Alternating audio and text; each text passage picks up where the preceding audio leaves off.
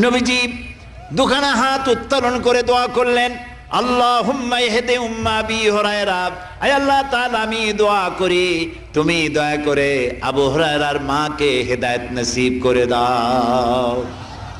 রাসূলুল্লাহ দোয়া করলেন আল্লাহ ওর মায়ের হেদায়েত করে দাও। হযরত আবু হুরায়রা রাসূলের মুখে দোয়া শুনে দিয়েছেন দৌড়। পিছন থেকে সাহাবীরা মনে করলেন আবু হুরায়রা দৌড়ায় কেন, জামা টেনে ধরছে পিছন থেকে। জিজ্ঞেস করলে আবু হুরায়রা দৌড়চ্ছ কেন, কোনো বিপদ হয়েছে নাকি? কয় না, কোনো বিপদ হয় নাই, আমাকে ছেড়ে দাও। কেন, কি হয়েছে?